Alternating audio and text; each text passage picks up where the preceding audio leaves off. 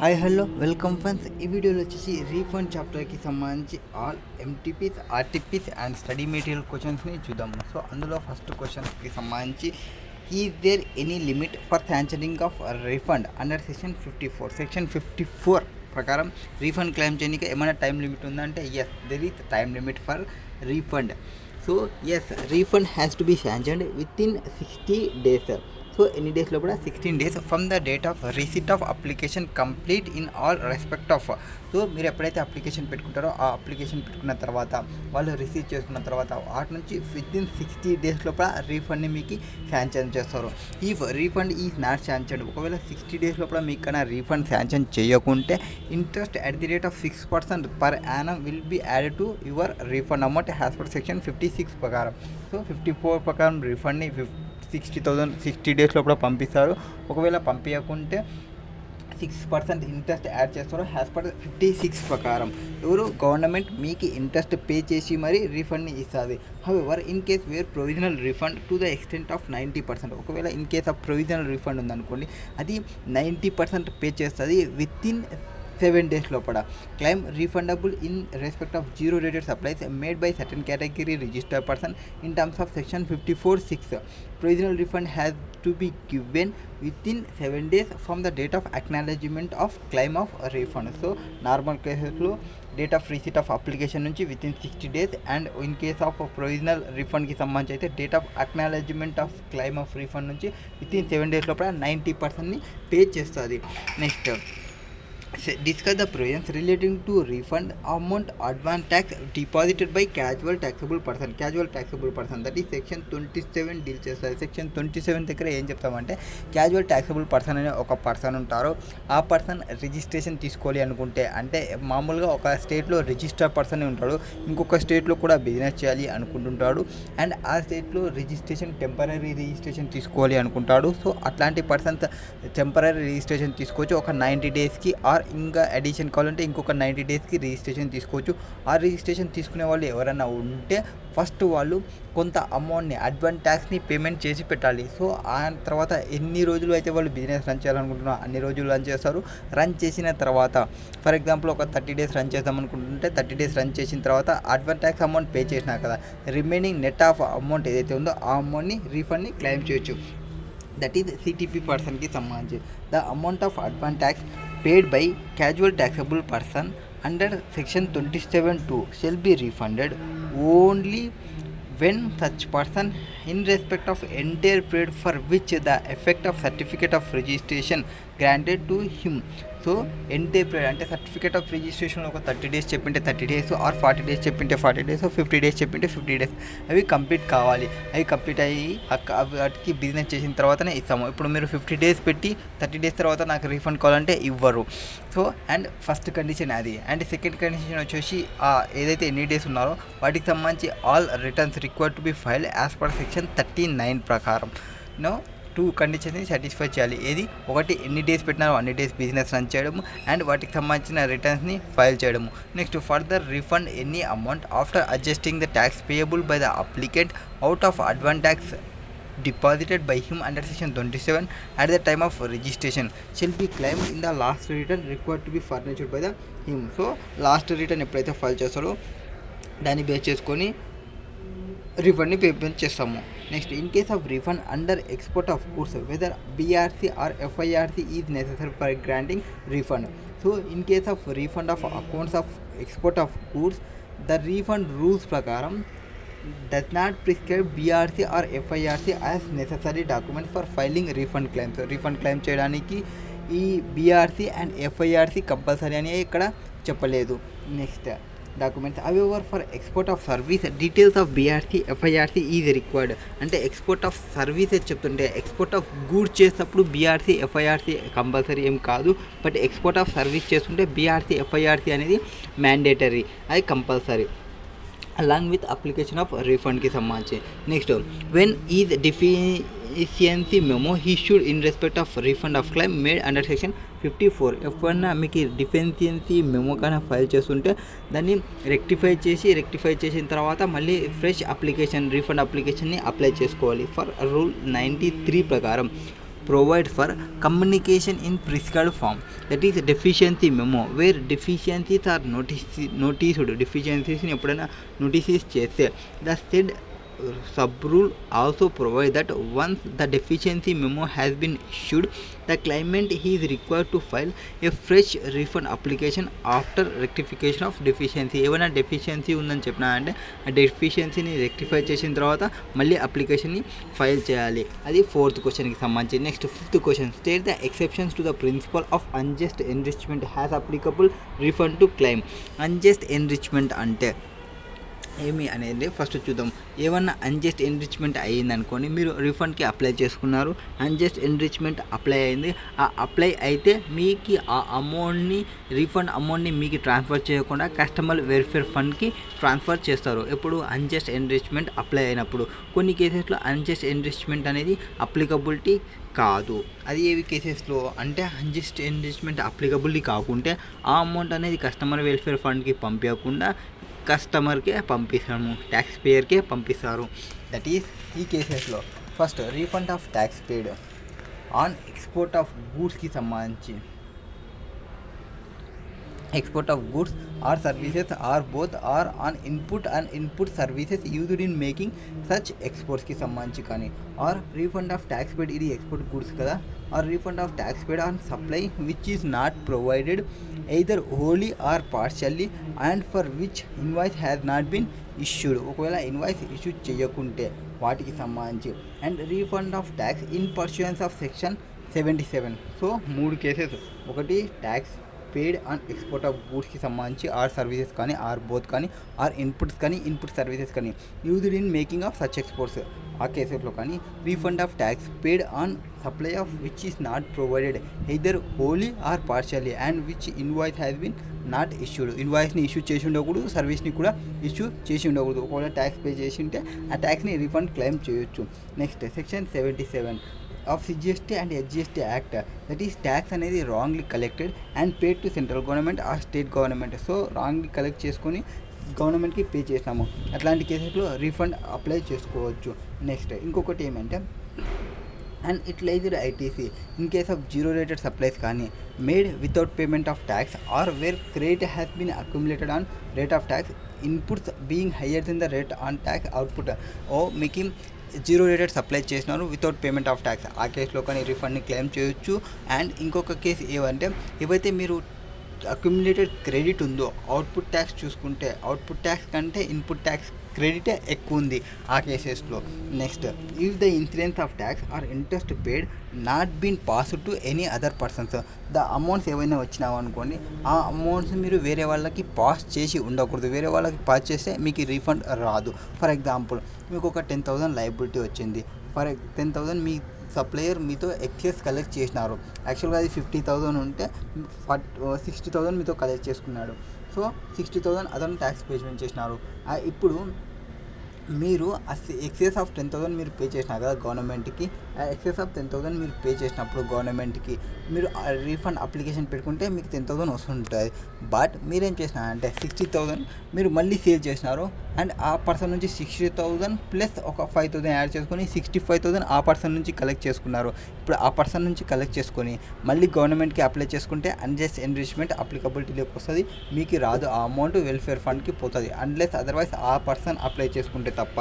That is insurance of tax or interest paid not been pass to any other person. Pass చేయకుంటే మీకు credit వస్తుంది. Next is any such other class of persons who have borne the insurance of tax of government may notify.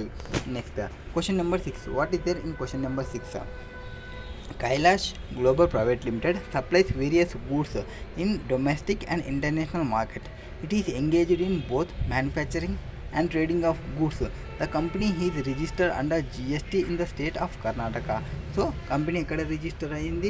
State of కర్ణాటకలో register అయింది. The company exports goods without payment of tax under letter of undertaking, LUTలో letter of అండర్టేకింగ్లో transfer చేస్తుంది, export of goods చేస్తుంది without payment of tax according to the provisions of section 16(3)(a) of GST act. Okay, the company has made following supplies doing the tax period. So doing the tax పీరియడ్లో అవి చేసిన supplies చెప్తున్నారు. Okay, export of product A to UK for $10,000. assessable value under customs in Indian rupee 7 lakh rupees, that is export duty is levied on product A at the time of exports. Further, value of like and quality domestically supplied by the similar placed supply is 6 lakhs. So like and quality 6 lakhs, assessable value 7 lakhs. Next, domestic supplies of taxable product B. Taxable product B doing the period excluding tax వచ్చేసి 5%, అది 10 lakhs will be the amount, and input used in manufacturing of such goods are taxable at the rate of 18%. So దానిలో use చేసిన ఇన్పుట్స్కి, manufacturing ఇన్పుట్స్కి ఎంత amount, 18% rate. And not notified has product in respect of which refund on unutilized ITC shall not be allowed under section 54(3) ప్రకారం. దానిపైన వచ్చే unutilized ITC అనేది not allowed. Next, supply of goods to export oriented units 5 lakh rupees, that is excluding 18%. ITC has been claimed by recipient. Already ఐటీసీని claim చేస్తానంట recipient. Okay. Export of exempted supplies of goods value like in and liked qualities goods domestically supplied by similarly placed supplier is 5 lakhs but actually collected 6 lakhs. Next, ITC available. ITC ఎంత available ఉంది? And input goods పైన 3,50,000 and capital goods పైన 1,20,000. Determine maximum amount of refund అడ్మిషబుల్ to Kailash global private limited in the given tax period. So మనం ఎంత amount అనేది మనకు వస్తుంది, maximum refund అనేది మనం చెప్పాలి. సో మ్యాక్సిమం రీఫండ్కి సంబంధించి ఫస్ట్ ఎక్స్పోర్ట్ ఏకి సంబంధించి ఆ అమౌంట్ అది ఏమీ రాదు. అండ్ డొమెస్టిక్ సప్లై చేసినామా, ఓకే, డొమెస్టిక్ సప్లైకి సంబంధించి అమౌంట్ వస్తుంది. బట్ మనం క్యాలిక్యులేషన్ చేసేటప్పుడు ఒక ఫార్ములా ఉంటుంది, ఆ ఫార్ములా వరకు మాత్రమే మనకు వస్తుంది. నెట్ ఐటీసీ ఎంత ఉంది into and total turn over divided by total turnover ఎంత ఉంది అండ్ దీనికి సంబంధించిన టర్న్ ఓవర్ ఎంత ఉంది, అట్లా క్యాలిక్యులేషన్ చేసి ఐటీ రీఫండ్ని క్యాలిక్యులేషన్ చేస్తాము. Next, in case of supply goods to export ఓరియంటెడ్కి సంబంధించి యూనిట్స్కి 5 lakhsకి సంబంధించి, and in case of export of exempted గూడ్స్కి సంబంధించి ప్రొవైడ్ చేస్తాము. ఎగ్జాంప్టెడ్ సప్లైస్కి సంబంధించి అంటే అది కూడా ఐటీసీ వస్తుంది. సో నెక్స్ట్, ఇక్కడ వీటికి సంబంధించి చూస్తే ఫస్ట్ దానికి సంబంధించి నోట్ ఏం చెప్తారు, export of goods is zero rated supply in terms of section 16(1)(a) of GST act. ఇప్పుడైతే మనం గూడ్స్ని ఎక్స్పోర్టెడ్ చేసినామన్నామా, అది జీరో రేటెడ్ సప్లైగా తీసుకుంటాము. ఐజిఎస్టీని లెవీ చేస్తాము, అది కూడా జీరోనే లెవీ చేస్తాము. Further, Kailash global private limited export goods without payment of tax under LUT. So వాళ్ళు అక్కడ ట్యాక్స్ ఏం పే చేయడం లేదు. సో దానికి రీఫండ్ రావాలంటే ఏమీ రాదు. అంటే వీళ్ళు ఎల్యూటీని సబ్మిట్ చేస్తున్నారు. LUT means letter of undertaking. Submit చేస్తే మనం ట్యాక్స్ ఏం పే చేయాల్సిన అవసరం లేదు. In accordance with provisions of section 16(3)(a) of GST act. Therefore, has per class 1 of first provision to section 54(3), a registered person May claim refund on any unutilized ITC in case of zero rated supplies made without payment of tax at the end of any tax period. So ఏమన్నా unutilized ITC ఉంటే అది at the end of the ఇయర్లో claim చేయాలి, ఆ ఇయర్కి సంబంధించిన amount.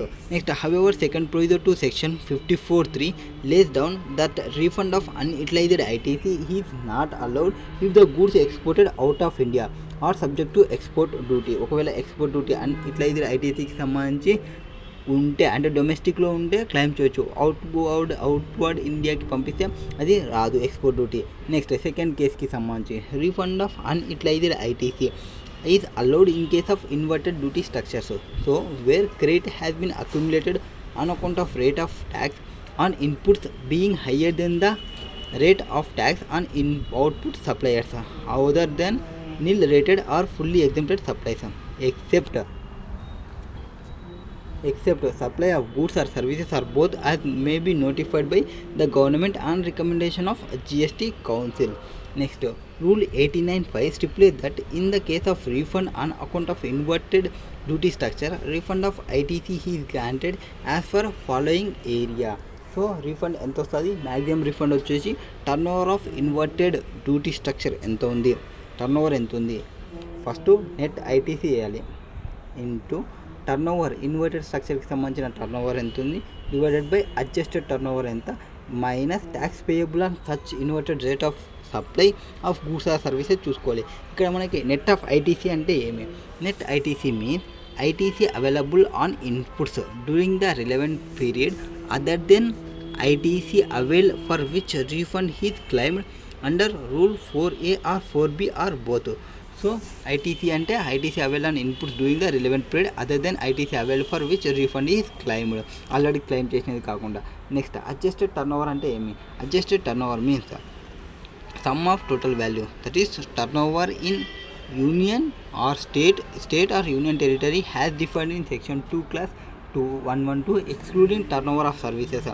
And next, the turnover of zero rated supply of service determined in terms of specified manner and zero rated supply of services excluding the value of exempted supplies other than zero rated supplies. సో ఇక్కడ మనకి turnover ఏదైతే ఉంటుందో the value of exempted supplies other than zero rated supplies ఉంటే and the turnover supplies in respect of which refund is claimed under sub rule 4A or sub rule 4B or both if any during the relevant period. Relevant period means the period for which the claim has been filed. So relevant ఫైల్కి సంబంధించిన అమౌంట్స్ ఏదైతే మనం ఇప్పుడు క్లైమ్కి apply చేసుకుంటామో దాన్ని relevant period అంటారు. So టోటల్గా ఏం చెప్పినాము, నెట్ ఐటీసీకి సంబంధించి ఒకటి చెప్తాము. నెట్ ఐటీసీ అంటే ఏమి? రిలవెంట్ పీరియడ్కి సంబంధించిన ITC other than ITC already avail చేసింటే రీఫండ్కి అది. అండ్ అడ్జస్టెడ్ టర్న్ ఓవర్ అంటే ఏమి? Sum of total value, that is turnover of state or union turnover, టెరిటరీకి సంబంధించిన టర్న్ ఓవర్. దానిలో నుంచి exclude turnover of services exclude చేయాలి. And turnover of zero rated సప్లైకి సంబంధించి తీసుకోవాలి of services determine in terms of specified manner and non zero rated supply of services. దాని నుంచి exclude value of exempted supplies other than zero rated supplies and the turnover of supplies in respect of which refund is claimed, already claim చేసి ఉంటే during the relevant period. ఇక్కడ relevant period అంటే ఏమి? Means the period for which the claim has been filed. Next, tax payable on inverted rate of supply goods. That is మనకి ఎంత ఇచ్చినాడు? Second కేసులో 10 lakhs ఏమో ఇచ్చినాడు కదా. సో ఇక్కడ 10 lakhs ఇచ్చినారు. సో ఆ అమౌంట్ నేను తీసుకుంటాను. 10 lakhs ఇంటూ 5%, 50,000 అంటే ఈ సైడ్ ద అమౌంట్ వచ్చేసింది. నెక్స్ట్, నెట్ ఐటీసీ కావాలి. Net ITC will be 3,50,000. Adjusted turnover వచ్చేసి టోటల్ టర్న్ ఓవర్ అడ్జస్టెడ్ టర్న్ ఓవర్లో ఎంత అవుతుంది? 7 lakhs ప్లస్ 10 lakhs ప్లస్ మొత్తం ఎంత ఉందో టర్న్ ఓవర్ చూసుకోండి. 7 lakhs plus 10 lakhs plus 5 lakhs plus 6 lakhs. దీనిలో నుంచి ఏదైనా అమౌంట్స్ 5 lakhs, ఇది వాల్యూ ఆఫ్ లైక్ అండ్ క్వాలిటీకి సంబంధించినది కదా. ఓకే, టోటల్ టర్న్ ఓవర్ వచ్చేసి 10 lakhs. సో ఇన్వర్టెడ్ మనకున్న టర్న్ ఓవర్ ఇన్వర్టెడ్కి సంబంధించిన టర్న్ ఓవర్ వచ్చేసి 10 lakhs. Total adjusted turnover వచ్చేసి 28 lakhs. And net ITC will be 3,50,000. So ఇక్కడ మనకు ప్రొవైడ్ చేసినట్టు చూడండి, 3,50,000 will be the net ITC available only related to input గూడ్స్కి సంబంధించి తీసుకోవాలి, అంతేకాని ఇన్పుట్ క్యాపిటల్ గూడ్స్కి సంబంధించి చెప్పలేదు. సో మొత్తం ఐటీసీ తీసుకుంటాము. ఐటీసీ వచ్చేసి 3.5 into 10 lakhs divided by 27 lakhs. That is ఇది మ్యాక్సిమం రీఫండ్ ఎంత వస్తుంది మనకి ఇక్కడ? 3,50,000 ఇంటూ 10 28 అది చేసుకోవాలి. దాని నుంచి మైనస్ ఇన్వర్టెడ్ దానికి సంబంధించిన అమౌంట్ ఎంత? 50,000. సో 10 lakhs ఇంటూ 5% చేసుకుంటే ఆ అమౌంట్ని రెడ్యూస్ చేసుకోవాలి. ఈ 10 lakhs పైన ఈ 5% ఇంక్లూడింగ్ GST కాబట్టి సో ఆ అమౌంట్ని తీసుకుంటాం. Next, supply of goods to export oriented units. Export oriented యూనిట్స్కి సంబంధించి ఉన్నప్పుడు యాజ్ పర్ సెక్షన్ 2 class 39 ప్రకారం డీమ్డ్ ఎక్స్పోర్ట్స్ కొన్నిటిని మనం డీమ్డ్ ఎక్స్పోర్ట్స్గా తీసుకుంటాము. డీమ్డ్ ఎక్స్పోర్ట్లో ఒక 4 వస్తాయి. ఏవంటే ఇన్పుట్స్, రిజిస్టర్ పర్సన్ ఏవైతే సప్లై చేసినాడో రిజిస్టర్ పర్సన్ ఎవరికి అడ్వాన్స్ ఆథరైజేషన్ వాళ్ళకి సప్లై చేసినప్పుడు కానీ, ఆర్ రిజిస్టర్ పర్సన్ ఇన్పుట్స్ని ఎవరికి ఎక్స్పోర్ట్ ఓరియంటెడ్ యూనిట్కి చేసినప్పుడు కానీ, ఆర్ క్యాపిటల్ గూడ్స్ ప్రమోషన్కి సంబంధించి దానికి పంపించినప్పుడు కానీ, or banks or notified banks or notified persons ఎవరైతే ఉంటారో వాళ్ళు అడ్వాన్స్ ఆథరైజేషన్కి సప్లై చేసినప్పుడు కానీ వాటన్నిటిని మనం డీమ్డ్ ఎక్స్పోర్ట్స్ అంటాము. ఆ డీమ్డ్ ఎక్స్పోర్ట్స్లో under section 147 supplies to export oriented units is notified has deemed exports under section 147. So in respect of supplies regarding has deemed exports, the application of refund can be filed by the supplier of deemed exports supplies only in case where the recipient does not avail ITC. So దానికి సంబంధించిన ITC avail చేసి లేకుంటేనే మనం ఇక్కడ తీసుకోవాలి. Supplies and furnish as undertaking to effect that supplies May claim refund. So therefore, since in the given case the recipient is claiming ITC, Kailash Global Private Limited cannot claim refund of ITC. So మన supplier refund claim చేస్తుంటే మనకి refund రాదు. So ఇక్కడ మనకి already export supply of goods to export oriented units exclusive of 18% ITC already మన recipient claim చేస్తున్నాడు కాబట్టి మనకి ఈ ఐటీసీ దీనిపైన రీఫండ్ రాదు. Next export of exempted supplies of goods 6 lakhsకి సంబంధించి. సో దీని మీద మనకి ఐటీసీ రీఫండ్ అనేది వస్తుంది. అది ఎట్లా చెప్తారు, సెక్షన్ 16(2) ఆఫ్ ఐజిఎస్టీ యాక్ట్ ప్రకారం stipulate that subject to provisions of section 17(5) that is blocked credit of ఐజిఎస్టీకి సంబంధించి ITC may be availed for making zero rated supplies notwithstanding that supply may be exempted supplies. Section 54(3) of GST Act 2017 allow refund of ITC in case of zero rated supplies made without payment of tax. So మీరు ఎప్పుడైతే zero rated supply చేస్తే made without payment of tax చేస్తే ఆ కేసెస్లో ఏదైనా అన్ని ఇట్లయితే ITC ఉంటే ఆ అన్ని ఇట్లయితే ఐటీసీని మీరు క్లెయిమ్ చేయొచ్చు. రూల్ 89(4) ప్రకారం triple that case of zero rated supplies of goods or services or both without payment of tax చేస్తున్నప్పుడు మనం అండర్ ఎల్యూటీ ఆర్ బాండ్ని సబ్మిట్ చేయాల్సి ఉంటుంది. In accordance with section 16(3) of IGST act ప్రకారం refund of ITC shall be granted as per the following formula. Refund amount is equal to turnover of zero rated turnover ఎంత ఉంది in case of goods కానీ turnover in case of services కానీ divided by adjusted turnover ఎంత ఉంది into net ITC ఎంత ఉంది అనేది చూసుకోవాలి.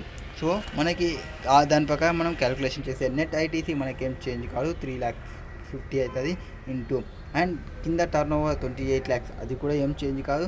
పైన వచ్చేసి టర్న్ ఓవర్ ఏది తీసుకోవాలి అనేది మనకి ఇక్కడ మెయిన్ ఇంపార్టెంట్. టర్న్ ఓవర్ వచ్చేసి ఈ అమౌంట్ తీసుకోవాలి.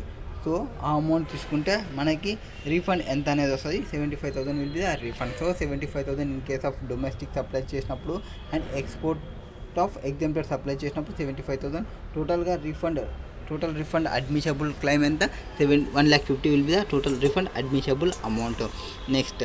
నెక్స్ట్ కేసు వచ్చేసి 75,000. So 3,50,000 into 6 lakhs divided by 28 lakhs. Next super engineering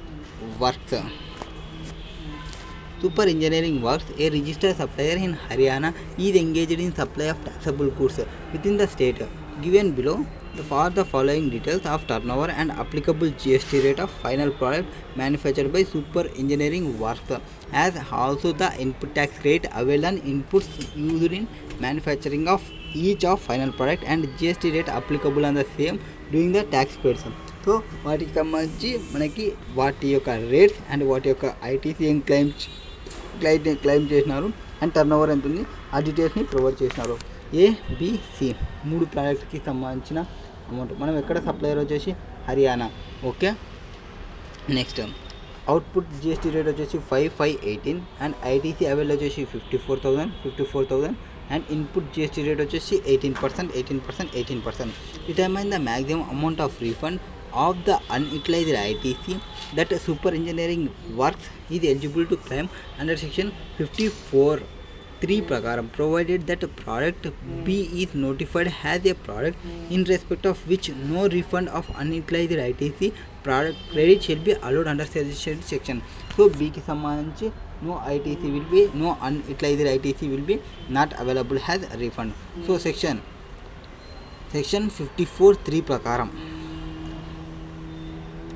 output tax ఎంత ఉంది 5% ఉంది, ఇన్పుట్ ట్యాక్స్ ఎంత ఉంది 18% ఉంది. ఓకే, ఇన్వర్టెడ్ డ్యూటీ ట్యాక్స్కి సంబంధించి చూద్దాం. సో ఇక్కడ section 54(3) allows refund of unutilised ITC at the end of any tax period. So at the end of any tax period, section 54(3) గురించి మాట్లాడుతుంటే at the end of any tax period to a registered person where credit has accumulated on account of inverted duty structure.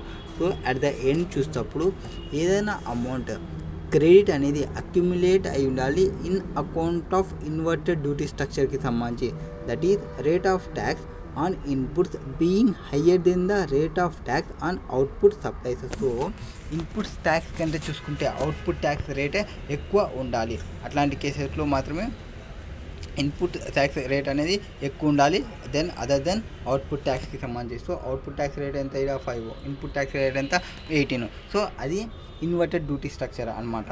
So inverted duty structure ఎప్పుడు rate of tax of input being higher than the rate of output tax. So other than related or fully exempted supplies except supply of goods or services are both notified by the government on recommendations of council. In the given case, rate of tax in case of input used in product A and B రెండిటికి higher than rates on outputs 18% ఉంది. In case of input చూసుకుంటే 5% each ఉంది. But however product B అనేది notify చేసినారు has a product in respect of which no refund of unutilised ITC shall be allowed under section 54(3) ప్రకారం. Therefore only product ఏ అనేది eligible అవుతుంది. So మనకేమేమి ఉండాలి, rates చూసినప్పుడు input output rate చూసినప్పుడు input rate అనేది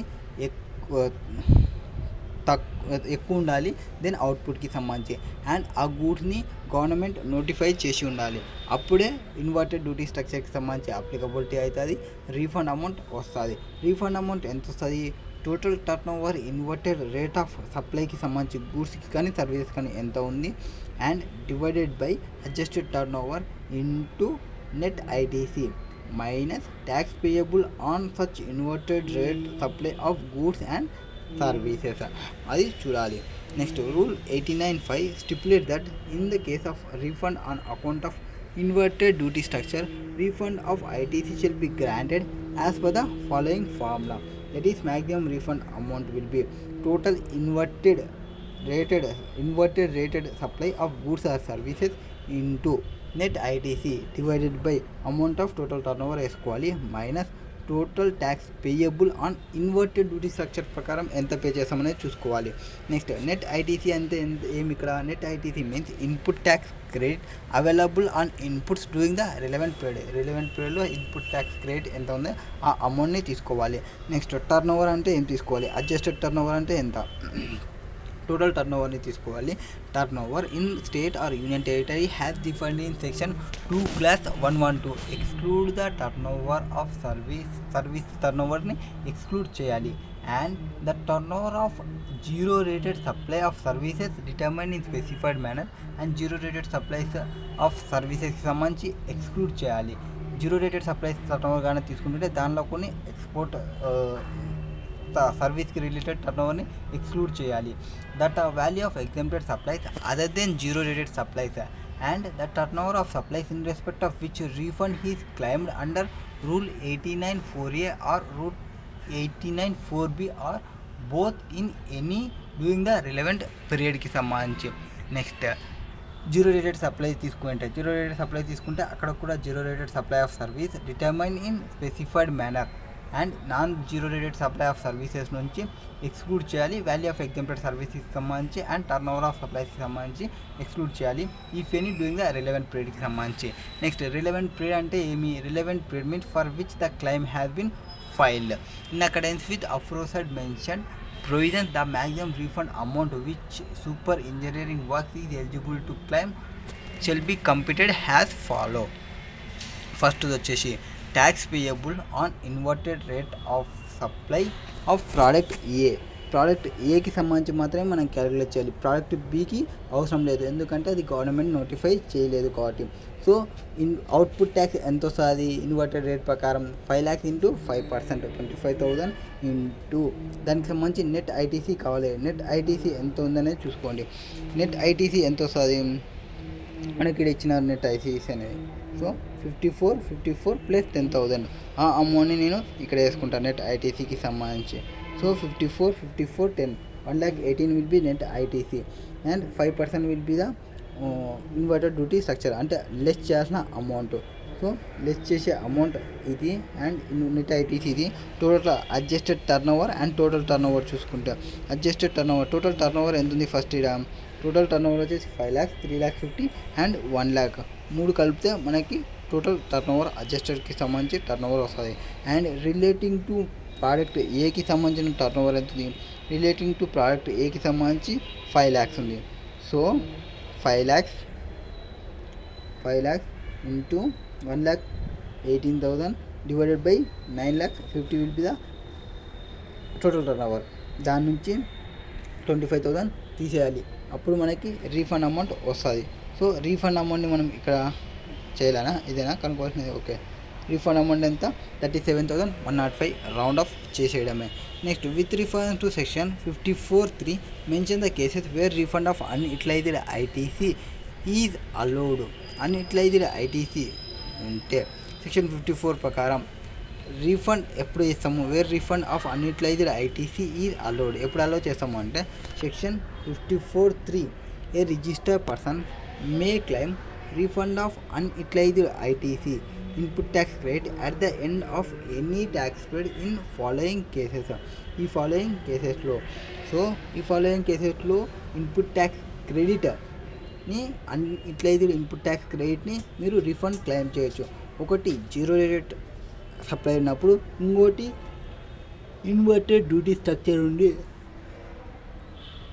tax amount accumulate అయిన ప్లేసెస్లో, ఈ 2 ప్లేసెస్లో మీరు ఐటీసీని రీఫండ్ క్లెయిమ్ చేయొచ్చు. సో ఫస్ట్ ఇది zero rated supplies made without payment of tax, మీరేమి ట్యాక్స్ పేమెంట్ చేయలేదు అండ్ మీ యొక్క రిసిపియంట్ రీఫండ్ క్లెయిమ్ చేసి ఉండకూడదు అట్లాంటి కేసెస్లో. So supply of goods or services or both to such developers or units or export of goods or services or both qualifies as ఈ zero rated supplies. First zero rated సప్లైగా qualify కావాలి. However refund of unutilised ITC shall not allowed if the goods exported out of India or subject to export duty. ఒకవేళ గూడ్స్ని మనం export చేస్తే అంటే వేరే కంట్రీకి ఎక్స్పోర్ట్ చేస్తే అట్లాంటి కేసెస్లో రీఫండ్ రాదు. And the supplier of goods or services or both avail the drawback in respect of CGST or claims refund of IGST paid on such supplies. So ఎవరైతే ఉన్నారో ఆ పర్సన్ డ్రాబ్యాక్ ఏమన్నా వచ్చింటే సిజిఎస్టీకి సంబంధించి ఆర్ మీరు రీఫండ్ని ఆల్రెడీ క్లెయిమ్ చేసి ఉంటే అట్లాంటి కేసెస్లో మళ్ళీ రీఫండ్ రాదు. అండ్ అక్యుములేటెడ్ ఐటీసీ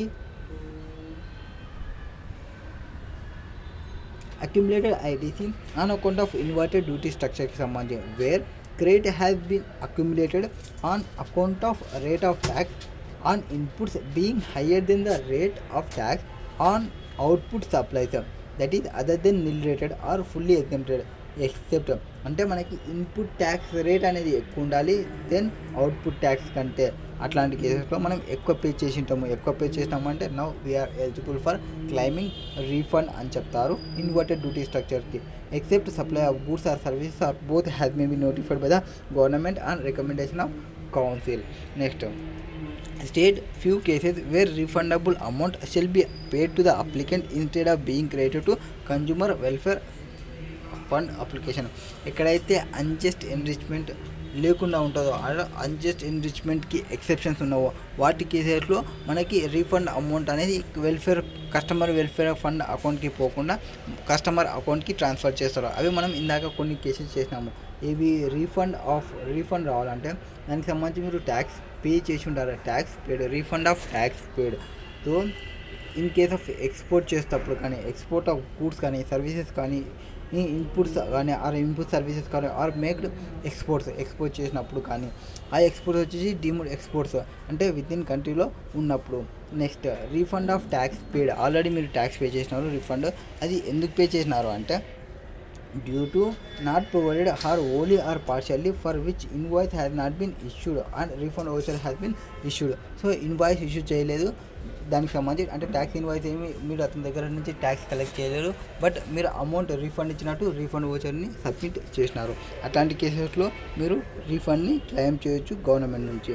నెక్స్ట్ ఇంకొక కేసు ఏం చెప్పినాము, transactions relating to intrastate supplies but subsequently held as intrastate supplies. So ఇంట్రాస్టేట్కి పేమెంట్ చేసినారు బట్ అది ఇంట్రాస్టేట్ కాదు, ఇంటర్స్టేట్. సో ఇంట్రాస్టేట్ది మీరు మళ్ళీ క్లెయిమ్ చేయండి, ఇంటర్స్టేట్కి పేమెంట్ చేయండి. ఆర్ ఎనీ ట్యాక్స్ కానీ ఇంట్రెస్ట్ కానీ ఏమన్నా మీరు అమౌంట్స్ పే చేసినారో, if any other amount paid by the applicant if he had not passed on the incidence of tax such tax and interest. So మీరు tax amount excess amount pay చేసినారు, excess amount మళ్ళీ వేరే వాళ్ళ దగ్గర నుంచి మీరు collect చేయలేదు, అట్లాంటి కేసుల్లో మీరు రిఫండ్కి అప్లై చేసుకోవచ్చు. And tax interest bound by notified class of applicants ఎవరైనా ఉంటే. Next refund of unutilised ITC. ఒకవేళ మీ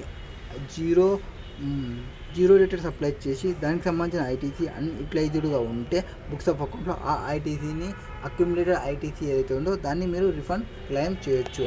next question number 10. What is there in question number 10? Y limited exported services valued at $1 lakh rupee. Supply of service was completed on 15th January. Payment for which this was received on 28th February. So service ఎప్పుడు complete అయిపోయింది? 15th January complete అయిపోయింది. And దానికి సంబంధించిన amount ఎప్పుడు వచ్చింది? 28th Februaryకి సంబంధించి receive చేసుకున్నాము 28th Februaryలో.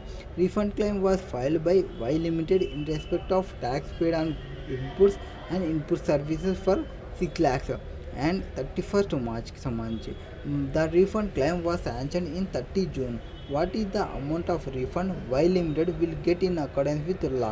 What is the relevant date and rate of interest as per GST law? So first, as per class 1 of first procedure to section 54(3), refund claim admissible to Y Limited on account of export of service being zero rated supplies is unutilized ITC 6 lakhs ఉంటే where supply of service has been completed prior to receipt of payment. Relevant date of receipt of payment is convertible foreign exchange, that is 28th February. మనకి ఎప్పుడైతే payment వచ్చిందో ఆ పేమెంట్కి సంబంధించి 28th Februaryకి సంబంధించి. Next section 56 ప్రకారం ఎప్పుడైనా మీరు అప్లికేషన్ పెట్టుకున్నారో ఆ అప్లికేషన్ పెట్టుకున్న తర్వాత మీకు వితిన్ 60 days లోపల అమౌంట్ రావాలి. వితిన్ 60 days లోపల అమౌంట్ రాకుంటే సెక్షన్ 56 ప్రకారం మీకు 6% ఇంట్రెస్ట్తో పంపిస్తారు. So not refunded within 60 days date of receipt of application నుంచి. So 6% interest from the date immediately after expiry of 60 days from date of receipt of application till the date of refund of such amount. మనకి refund చేసేంత వరకు ఎన్ని days అయితే ఉంటుందో అన్ని డేస్కి interest calculation చేస్తారు. Since in the given case tax order to be refunded is not refunded with in 60 days from the date of receipt of application 31st March at the rate of 6% will be payable. Next వీడియోలో